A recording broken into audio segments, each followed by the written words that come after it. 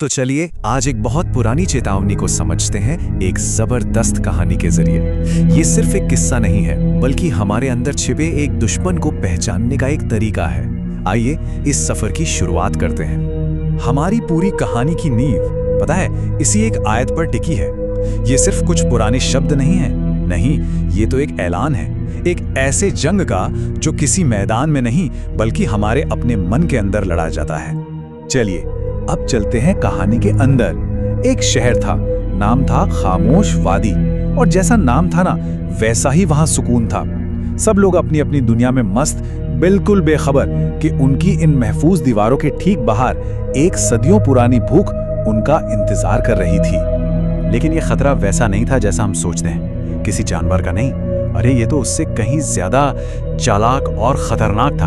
एक ऐसा दुश्मन जिसे अपनी आंखों से देखा ही नहीं जा सकता, सिर्फ महसूस किया जा सकता था। और वो था रूही शेर। सोच कर देखिए, एक ऐसा शेर जिसका शरीर धुएं का बना हो और आंखें आग की तरह जल रही हो।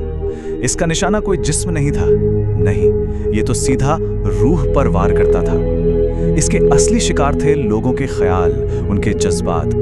तो सवाल यह है कि आखिर ये शेर हमला करता कैसे था? देखिए, ये दीवारें नहीं तोड़ता था, इसका तरीका बड़ा अलग था। ये लोगों के जहन में धीरे धीरे शक और डर की बातें डालता था। दोस्तों को एक दूसरे का दुश्मन बना देता, लोगों को उनकी जिम्मेदारियों से भटकाता और फिर बड़े आराम से उन्हें यकीन की राह से दूर कर देता। मतलब ये एक तरह का साइकोलॉजिकल वॉरफेयर था।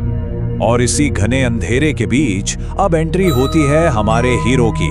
नाम है आर्यन, शहर का एक अकेला पहरेदार जिसके कंधों पर अब पूरे शहर को बचाने की जिम्मेदारी थी। जरा उस रात को महसूस करने की कोशिश कीजिए। आर्यन मीनार पर एकदम अकेला खड़ा है और तभी उसे वो खौफनाक दहाड़ सुनाई देती है। पर ये कोई ऐसी वैसी आवाज नहीं थी जो हवा से आए। ये आवाज सीधे उसके दिमाग में गूंज रही थी, उसकी कमजोरियों पर चोट कर रही थी। शेर की वो फुसफुसाहट किसी मीठे जहर की तरह थी। सो जाओ आर्यन, कोई खतरा नहीं है, तुम थक गए हो। देखा, हमला तलवार से नहीं हुआ, हमला हुआ थकान और लापरवाही से। और ये शायद सबसे खतरनाक हथियार होते हैं। और बस एक पल के लिए आर्यन लगभग हिम्मत हार ही जाता है। जैसे ही वो अपनी आंखें बंद करता है, उसे दिखता है कि वो शेर ठीक उसके ऊपर खड़ा है, उसे निगल जाने को तैयार।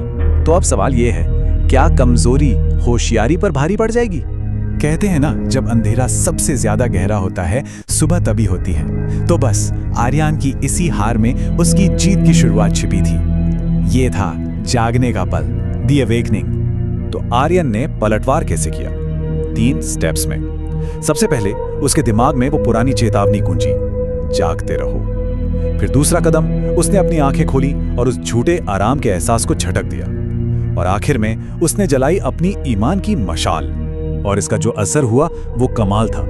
जैसे ही मशाल की रोशनी उस शेर पर पड़ी, वो दर्द से चीखने लगा। समझ रहे हैं, शेर की सारी ताकत आर्यन की लापरवाही में थी। रोशनी और जागरूकता, यही उसकी सबसे बड़ी कमजोरी थी। और ठीक इसी पल आर्यन को वो सबसे बड़ी सच्चाई समझ आई।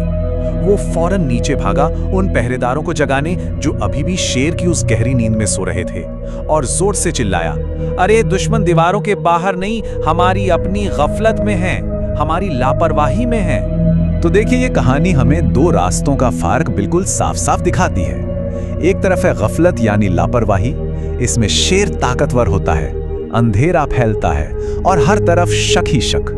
और दूसरी तरफ है होशियारी यानी सतर्कता, जहां शेर एकदम कमजोर पड़ जाता है, रोशनी उसे पीछे धकेलती है और यकीन के साथ सब एक हो जाते हैं। आर्यन की वो एक आवाज पूरे शहर में गूंज गई। एक एक करके सब लोग जाग उठे, हर घर में ईमान की मशाल जल उठी।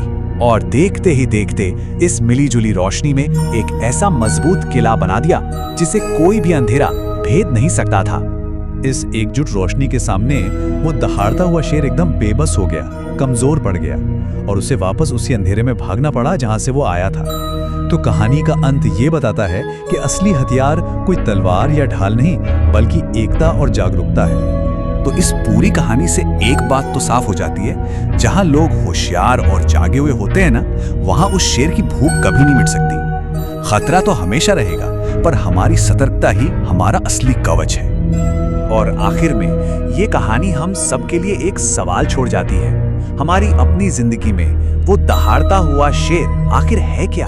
वो कौन सी अंदर की आवाज है जो हमें शक करने, हार मानने या लापरवाह होने को कहती है? ये कहानी हमें याद दिलाती है कि वो मशाल कहीं बाहर नहीं, हमारे अंदर ही है, बस उसे जलाने की देर है।